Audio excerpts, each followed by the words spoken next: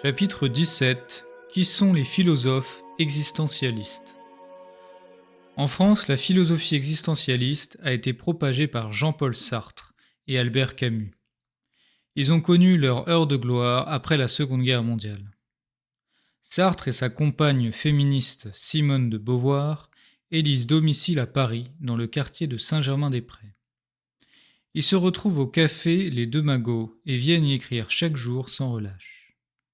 Ils sont vite rejoints par Boris Vian et Albert Camus. L'existentialisme s'appelle ainsi car il se fonde sur l'existence par opposition à l'essence. Il importe de définir les termes. Qu'est-ce que l'essence et l'existence? La première démarche de l'intelligence humaine, par exemple chez l'enfant, est la perception de l'objet existant, laquelle déclenche la question « qu'est-ce que c'est ?» Par là, l'esprit humain veut savoir ce qu'est la chose, c'est-à-dire son essence. L'essence est donc la nature d'une chose, ce qui la spécifie. Par exemple, si un enfant pense qu'une perruque est un objet servant à nettoyer les meubles, il n'a pas compris ce qu'est l'essence d'une perruque. Si un enfant considère qu'un médicament est un bonbon, il n'a pas compris la nature d'un médicament. C'est l'intelligence qui nous fera comprendre que ce plateau ovale à un pied est une table, alors que nous n'avions jamais vu auparavant de table de cette forme. Ainsi, l'essence est ce qui peut être compris par l'intelligence.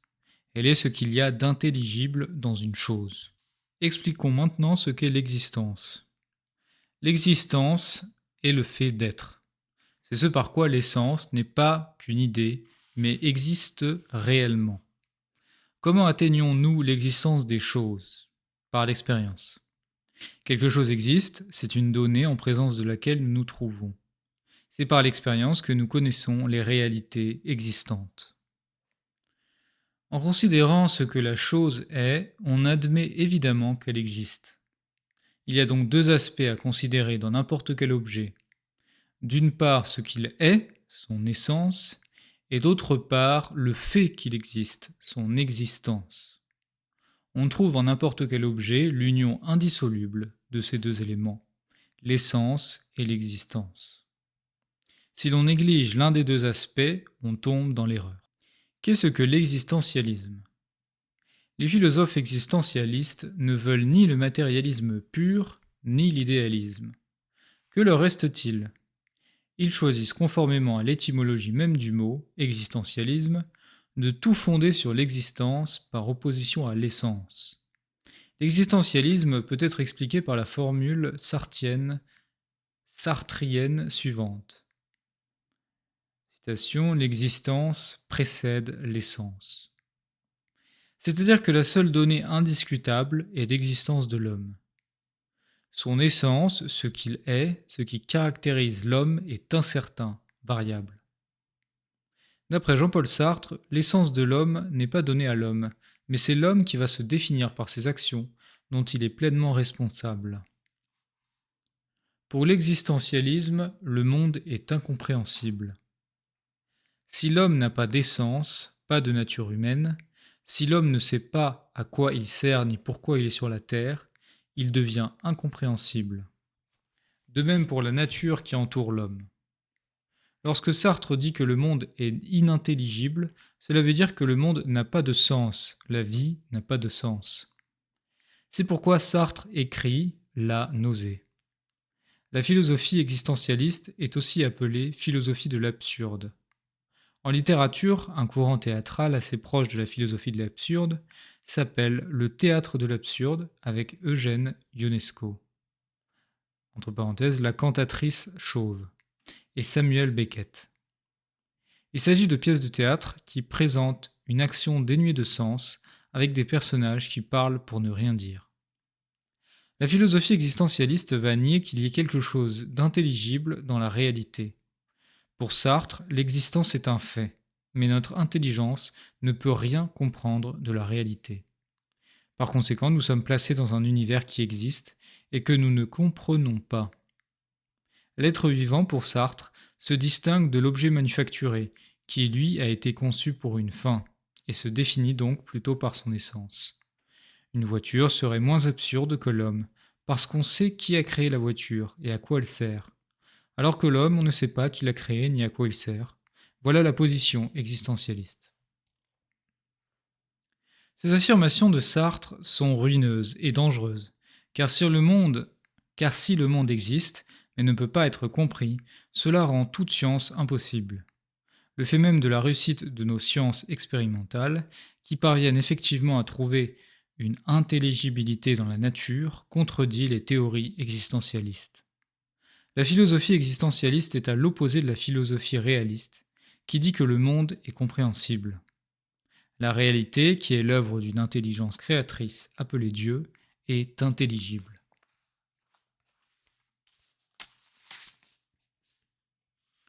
L'existentialisme est une philosophie athée et matérialiste. Pour Sartre, le monde est absurde, la vie n'a pas de sens, Dieu n'existe pas. Pour lui et Albert Camus, il n'y a que la pure donnée du fait que nous existons. Il n'y a rien à comprendre à rien. Sartre dira que l'existence nous est donnée, entre guillemets, pour rien. Sartre est athée et matérialiste, car pour lui, ce qui est donné comme un fait, c'est la matière. Du point de vue de l'histoire des doctrines, il est intéressant de considérer que cette philosophie de l'absurde semble apparaître comme le point d'aboutissement du développement de la pensée philosophique moderne, en particulier de toutes les formes d'athéisme et de matérialisme qui se sont développées depuis 2 siècles. L'alternative à laquelle aboutit la philosophie actuelle est ou bien de reconnaître Dieu, ou bien de tomber dans l'absurdité. En 1950, le père Garrigou-Lagrange intitulait la conclusion de son livre Dieu, son existence et sa nature, citation, le vrai Dieu ou l'absurdité radicale. Les chrétiens sont d'accord avec Sartre pour dire en effet que si Dieu n'existe pas, le monde est absurde. Or le monde n'est pas absurde, donc Dieu existe, et Sartre a tort. La philosophie de l'absurde est une philosophie absurde. Si le monde est absurde, les matérialistes athées se posent la question, que faire sur Terre? Marx proposait de changer le monde avec les, entre guillemets, forces de progrès. Sartre propose l'engagement philosophique. Il a écrit beaucoup de pièces de théâtre pour dire que le monde était absurde. Il a bâti une œuvre intellectuelle rationnelle pour proclamer l'irrationalité du monde. Mais si le monde est absurde, son œuvre, qui fait partie du monde, est aussi absurde. Suite à l'enseignement de la philosophie existentialiste, il y a eu plusieurs cas de suicide, notamment chez les lycéens. Un des aspects les plus profonds de l'athéisme contemporain est d'abord le refus de Dieu, avant même de savoir si Dieu existe. Voilà ce qu'écrit Jean-Paul Sartre dans son livre « L'existentialisme est un humanisme ». Citation. L'existentialisme n'est pas tellement un athéisme au sens où il s'épuiserait à démontrer que Dieu n'existe pas. Même si Dieu existait, cela ne changerait rien. Voilà notre point de vue. Non pas que nous croyons que Dieu existe, mais nous pensons que le problème n'est pas celui de son existence. Il faut que l'homme se retrouve lui-même et se persuade que rien ne peut le sauver de lui-même, fût-ce une preuve valable de l'existence de Dieu. Fin de citation. Sartre déclare donc que même si Dieu existait, cela ne changerait rien. C'est donc l'homme qui devient Dieu et explique le monde à sa guise. Sartre ne risquait pas de se convertir. On ne peut pas trouver Dieu si l'on décide, a priori, qu'il n'existe pas, ou que s'il existe, on n'a pas besoin de lui. L'existentialisme et la liberté. Comment l'existentialisme conçoit-il la destinée de l'homme? Sartre dit qu'il n'y a que le fait de notre existence et qu'il n'y a rien d'autre à faire que de développer ce fait en usant de notre liberté pour construire notre vie. C'est par l'engagement libre que l'homme donne sens à sa vie qui, au départ, n'en a pas. L'homme apparaît donc comme une pure construction de sa volonté, comme une pure liberté. Les romans et les pièces de théâtre de Sartre montrent justement des personnages qui posent des actes inexplicables. Ils manifestent simplement le fait de leur existence et de leur liberté. Le seul acte libre, selon les existentialistes, est l'acte gratuit, accompli sans motif. Ainsi, Meursault, le héros de L'étranger, roman d'Albert Camus, tire sur un arabe sans raison parce qu'il fait chaud. L'homme existentialiste se considère comme libre parce qu'il fait ce qui lui plaît. Mais en fait, il se soumet à ses instincts, émotions et passions. L'homme qui accomplit des actes de cette façon est un pantin mené de l'intérieur par des ficelles, ses émotions et ses passions. Ce polichinelle qui agit sans motif n'a aucune liberté, il est strictement déterminé. La liberté, c'est le pouvoir de choisir. Pour choisir, il faut comparer et juger, ce qui est un acte de l'intelligence, qui donne un motif à nos actes. Si le monde est inintelligible, comme dit Sartre, si le monde n'a pas de sens et est absurde, alors on ne dispose pas de critères véritables, de valeurs certaines pour juger et comparer afin de choisir. Si on ne peut pas choisir, on n'est pas libre. La négation de l'intelligibilité du monde, c'est la destruction de la liberté. Que pense l'existentialisme de la notion de nature humaine ? L'essai de Jean-Paul Sartre, L'existentialisme est un humanisme, affirme, citation, Dostoïevski avait écrit « Si Dieu n'existait pas, tout serait permis ». C'est là le point de départ de l'existentialisme. En effet, tout est permis si Dieu n'existe pas, et par conséquent l'homme est délaissé, parce qu'il ne trouve ni en lui ni hors de lui une possibilité de s'accrocher. Il ne trouve d'abord pas d'excuse. Si en effet l'existence précède l'essence, on ne pourra jamais l'expliquer par référence à une nature humaine donnée et figée. Autrement dit, il n'y a pas de déterminisme, l'homme est libre, l'homme est liberté. Si d'autre part Dieu n'existe pas, nous ne trouvons pas en face de nous des valeurs ou des ordres qui légitimeront notre conduite. Nous sommes seuls, sans excuse. C'est ce que j'exprimerai en disant que l'homme est condamné à être libre. Condamné parce qu'il ne s'est pas créé lui-même, et par ailleurs, cependant libre, parce qu'une fois jeté dans le monde, il est responsable de tout ce qu'il fait. L'existentialisme pense donc que l'homme, sans aucun appui et sans aucun secours, est condamné à chaque instant à inventer l'homme. L'homme tel que le conçoit l'existentialisme, s'il n'est pas définissable, c'est qu'il n'est d'abord rien. Il ne sera qu'ensuite, et il sera tel qu'il sera fait. Ainsi, il n'y a pas de nature humaine, puisqu'il n'y a pas de Dieu pour la concevoir. L'homme est seulement, non seulement tel qu'il se conçoit, mais tel qu'il se veut, et comme il se conçoit après l'existence, comme il se veut après cet élan vers l'existence. L'homme n'est rien d'autre que ce qu'il se fait. Fin de citation. La notion de nature humaine, à l'opposé de cette conception, est l'idée que l'homme a des caractéristiques qui ne changent pas et qui constituent son humanité. Les principales caractéristiques de l'homme sont les deux principales puissances de son âme, l'intelligence et la volonté. On peut aussi dire que l'homme a une nature sociable, qu'il a toujours besoin d'amour, etc. Un exemple vous fera sentir ce qu'est la nature humaine. Le divorce est devenu un fait extrêmement banal depuis 50 ans et très répandu. Les couples non mariés, même s'ils ne divorcent pas, se séparent souvent.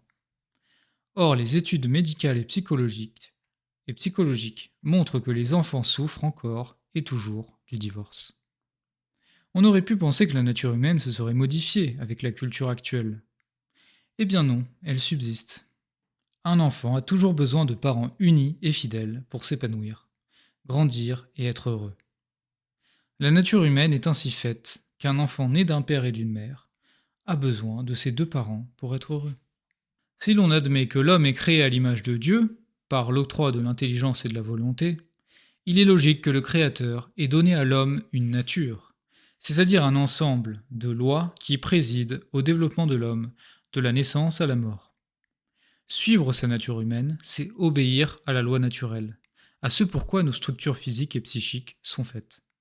C'est vivre en connaissant notre mode d'emploi. Celui qui ne dort pas ou ne mange pas pendant une semaine va à la catastrophe. Ce qui est vrai sur le plan physique l'est sur le plan psychologique et spirituel. Le marxisme et l'existentialisme, au contraire, refusent l'idée de nature humaine. Il refuse l'idée que l'homme ayant une nature doive suivre les caractéristiques de sa nature pour être heureux. Beaucoup y voient une limite insupportable à la liberté. Si l'on pense que Dieu n'existe pas et qu'il n'y a pas de nature humaine, alors l'homme est libre de se construire comme il l'entend, de se définir comme il l'entend, de choisir comme il doit agir. Pour ceux qui nient la nature humaine, la notion d'homme et la morale pourront évoluer au fil du temps. Sartre s'est-il engagé politiquement? On sait que Sartre a soutenu la dictature communiste athée et que son soi-disant humanisme est éclaboussé du sang des martyrs du goulag soviétique. Sartre devient un compagnon de route du Parti communiste entre les années 1952 et 1956. Dès lors, il participe à sa mouvance. Il prend la présidence de l'association France-URSS. Il déclare, citation, en URSS, la liberté de critique est totale. Fin de citation. Pourtant, la réalité de la dictature communiste était connue. En effet, au début des années 1930, André Gide s'intéresse au communisme, s'enthousiasmant pour l'expérience soviétique. Il va sur place en été 1936. André Gide étant un écrivain célèbre, ce sont les personnages officiels du régime soviétique qui lui organisent ses visites. On ne lui montre pas les mauvais aspects, mais Gide se sent facilement compte de la situation et délusionné par son voyage, il publie son témoignage la même année. Retour de l'URSS, qui lui vaut les attaques haineuses des communistes. Ce livre fait grand bruit, d'autant plus que Gide n'est pas vraiment un écrivain proche des milieux chrétiens et anticommunistes. André Gide persistera dans sa dénonciation du totalitarisme soviétique au moment des procès de Moscou, ces grands procès truqués organisés par Staline entre 1936 et 1938 pour éliminer les opposants. Gide n'est pas le seul à avoir ouvert les yeux sur le communisme, et des intellectuels de tout pays dénoncent la dictature. En 1952, il faut vraiment être aveuglé par l'idéologie pour entrer au Parti communiste. Sartre finit par rompre avec l'URSS et pour soutenir un autre dictateur. Il soutient le dictateur chinois Mao, qui est connu pour son record mondial de 70 millions de morts, record resté inégalé à ce jour. L'engagement politique de Sartre aux côtés de ces tortionnaires et assassins communistes rend sa réflexion philosophique bien douteuse.